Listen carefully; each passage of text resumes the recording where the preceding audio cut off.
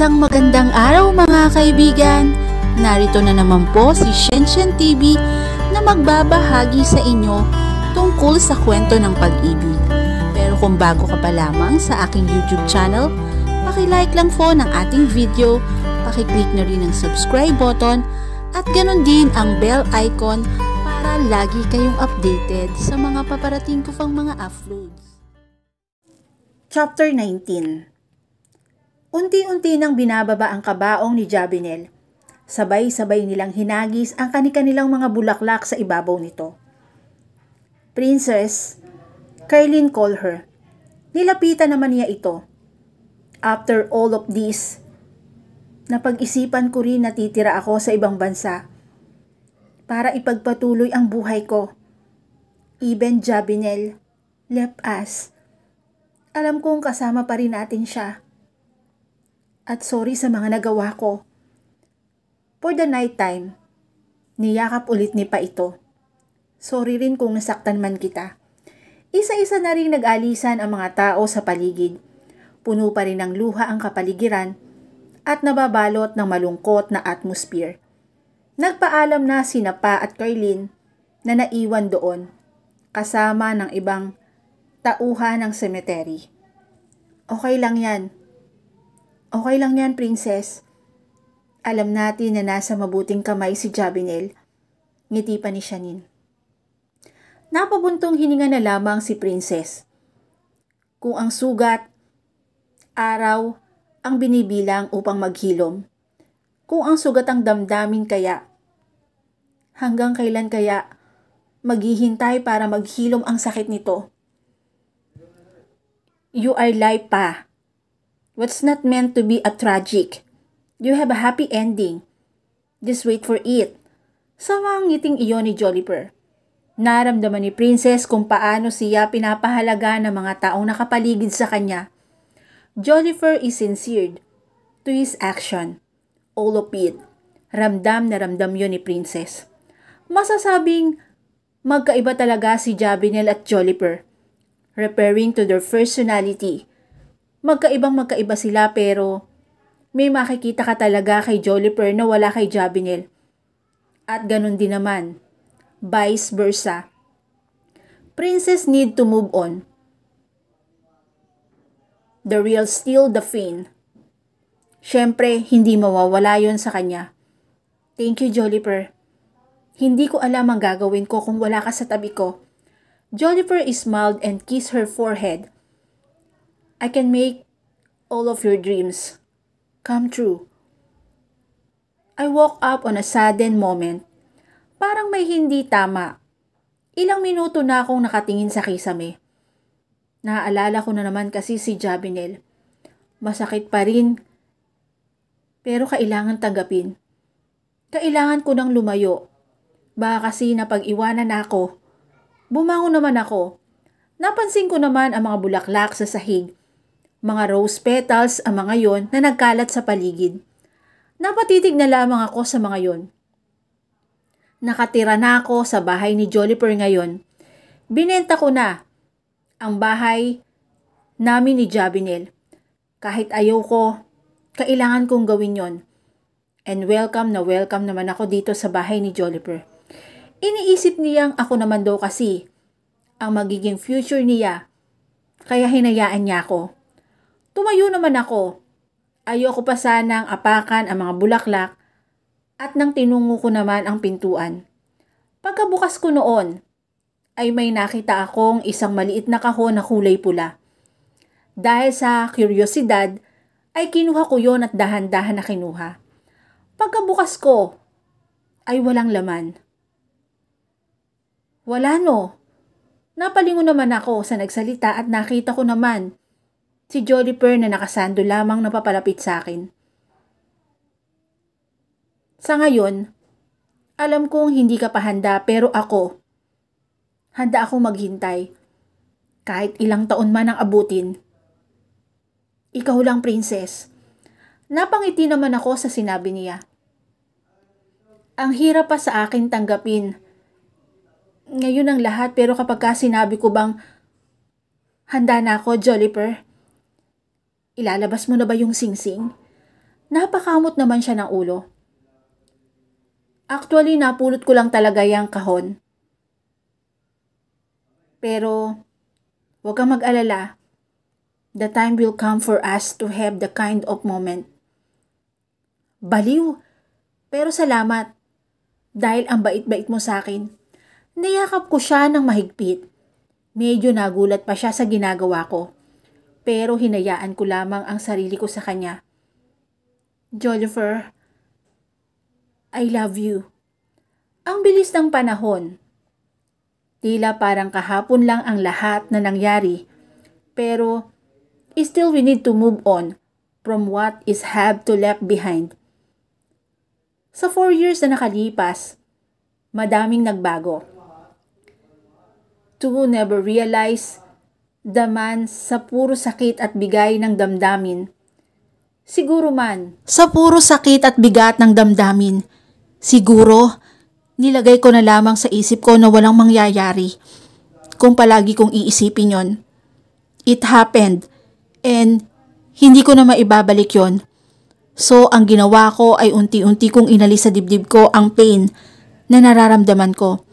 There's one person who stood his promise beside me. It is Jolifer. Sa loob ng 4 na taon, mas naging malapit ako sa kanya. Mas nakilala pa namin ang isa't isa. Sa halos araw-araw ba naman kaming magkasama at iisa ang tinitirhan. At hindi rin malayong mahulog ng tuluyan ang damdamin ko sa lalaking katulad niya. And yes, I love Jolifer. He never leaves me. Pinangatawan niya yung mga salita niya noon na hindi niya ako iiwan, na hindi niya ako pababayaan. At siya ang maghihilom ng sugat sa aking puso. And all of his word came to his action. Para sa akin, napakabilis lang ng 4 na taon. Halos naalala ko pa yung mga nangyari noon. And these memories will never forget. Hinayaan kong manatili sa isipan ko noon ang masasayang pagsasama namin ni Jabinel. Dahil naging masaya rin ako sa piling niya. Kung nasaan man siya ngayon, kanina pa ako gising. Ayoko lang bumangon. Magkahiwalay kami ni Jolifer ng kwarto. Siyempre, as of now, wala pa namang status. Basta in good terms kaming dalawa na pwedeng mauwi sa isang malalim na relasyon or in short, mag-asawa. Masarap kasama si Jolifer. He is a good man. Aalalayan ka talaga niya at aalagaan. Kahit na alam niyang yung nangyari sa akin noon. Hindi niya iniisip yon dahil yung future naming dalawang iniisip niya. Minsan nga nagbibiro pa ito na kapag magkakaanak daw kaming dalawa, puro lalaki daw lahat para lahat sila ay aalagaan ako. So sweet pero hindi ako nagpaawat, kundi sinabi kong gusto ko rin na anak ng babae. Hindi naman siya pumalag. Ang fast forward namin kung mag-isip well, doon din naman kasi daw pupunta yon. Bumangon na ako sa pagkakahiga ko. Nakangiti lang ako. Iba yung mood ko ngayon. Masaya lang. Ewan ko ba? Sa nakalipas na 4 na taon, hirap na hirap pa akong bumangon. Iminulat yung mga mata ko na laging pumapatak sa isipan ko na wala na si Jabinel. Pero no matter what happened, kailangan mag-move on. At ngayon, hindi na siya ganun kabigat. I can smile remembering his moment. Yung noon, na halos humagulhol pa ako. Ngayon, I cherish it even if it's not my property. Naglakad ako patungo sa pinto at dahan-dahan na pinipihit ang doorknob. Malamig ang kapaligiran. Taglamig din kasi ang season ngayon, kaya mas masarap kung may kayakap ka. Tumuloy naman ako sa kwarto ni Jolifer. I knock on his door. Pero walang sumasagot at baka tulog pa ito. Kaya naman dahan-dahan kong binuksan papasok ang pinto at sinilip siya mula doon.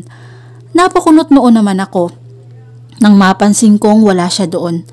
Malinis ang kanyang kama at nakabukas naman ang pinto ng CR niya sa kwarto niya. Saan naman kaya nagpunta yon? Pero maya-maya lamang ay may yumakap sa akin mula sa likuran ko.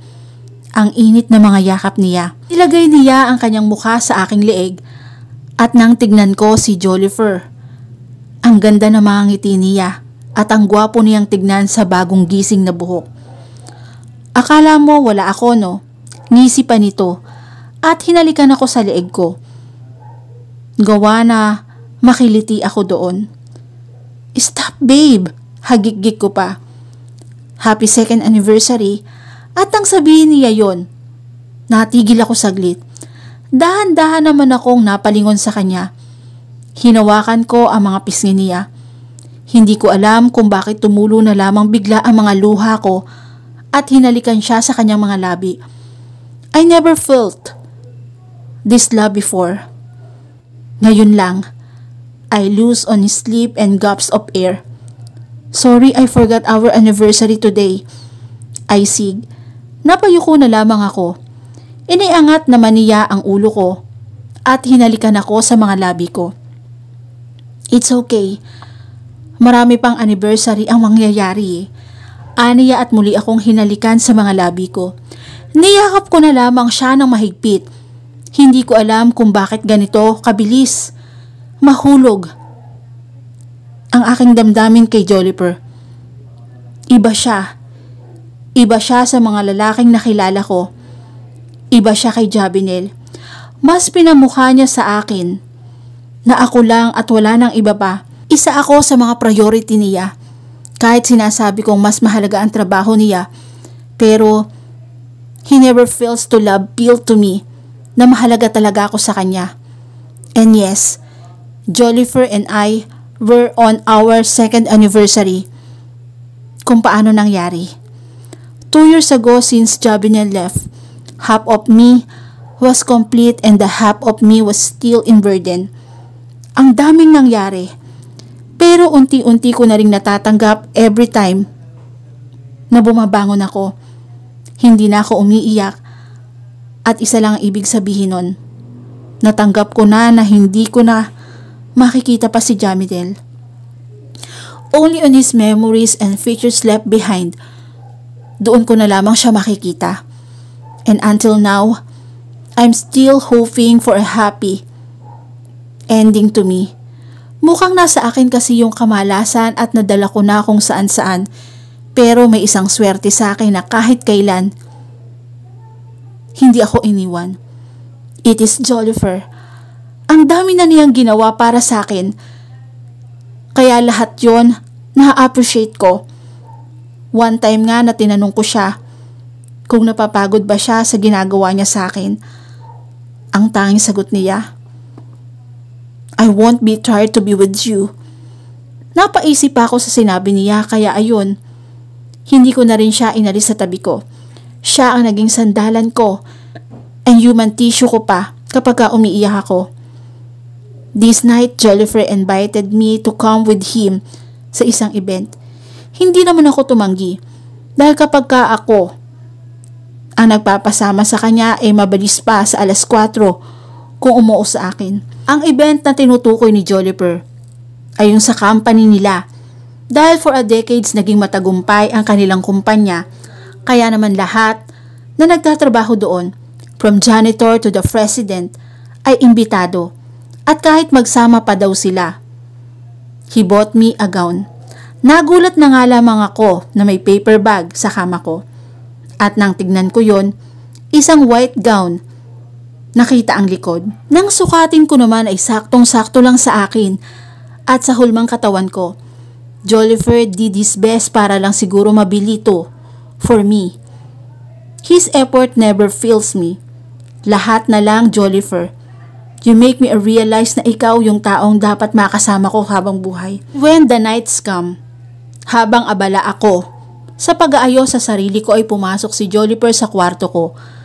Ang mga ngiti niya ay kaagad na napansin ko. Niyakap naman niya ako at hinalikan sa aking pisngi. Are you ready for this night? He asked. I smiled habang nakatingin sa salamin na nasa harap ko. Siyempre naman, kasama kita eh. I love you. Sa pagsasabi niya noon, napahagikik na lamang din naman ako habang napakamot naman siya ng ulo niya. At the event, so many fresh faces to see. Lahat ng mga nandito, mga katrabaho ni Joliper. I even saw Shanine with Leandro. Remember, magkatrabaho si Joliper at Leandro. Kaya ganon, pero hindi ko rin nakakasama at nakakausap si Shanine sa mga oras na yun. Dahil hindi ako makaalis sa mga kamay ni Joliper. Baka daw kasi mamaya, iba ng lalaki ang may humawak sa akin at tuluyan pa akong mawala sa kanya. E di sinunod ko siya. Hindi ako umalis sa tabi niya. Maya-maya lamang, habang nasa round table kami ay biglang may tumugtog at naghihiyawan ang karamihan ng babae. At doon lamang napansin na may banda palang naimbitahan. The music is slow, kaya naman napatulala ako nang iabot ni Joliper ang kanyang kamay sa akin. Binabalik-balikan ko pa ang muka at kamay niya at inabot ko rin ang kamay ko. Tumuloy kami sa gitna kung saan nagsasayaw na rin ang ibang couple. I hugged Joliper as we danced. Nakadagan lamang ang ulo ko sa kanyang dibdib habang ang mga paa namin ay patuloy lang sa pagsasayaw. I never thought we would become like this, Joliper. Ha? Bakit naman? Hindi ko akalain na mas magiging malapit tayo sa isa't isa. Na kahit anong mangyari, hindi mo ko iniiwanan. I looked at his eyes and he smiled. Syempre naman, I will never leave the hands of my future wife. And I will never let myself keep you away from me. I hope dumating na yung panahon na hinihintay ko. Ngiti pa niya. Nagdikit naman ang aming mga noo. Nakayuko siya dahil mas patangkad siya sa akin. Oo na. Napaalis ang noo niya mula sa akin. Ano? Takang tanong pa niya sa akin. Oo? As in, oo na? Ngiti ko pa sa kanya. At nanlaki yung mga mata niya sa sinabi ko. Hindi nga. Seryoso. Princess, at doon niya ako binuhat. Nagpaikot-ikot kaming dalawa. Naagaw naman namin ang atensyon ng karamihan. At nang ilapag niya ako ay niyakap niya ako. You never be alone again, princess. At muli niya akong hinalikan. Nagpalakpakan naman ang mga tao sa paligid at nakita ko naman si Shanine na nakangiti lang sa amin. Alam ko kung ano ang nasa utak ni Shanine. Na kami ang magkakatuluyan ni Joliper. At ito na nga, kaming dalawa nga. At dito na po nagtatapos ang chapter 19 ng aking kwento. Muli po, maraming salamat po.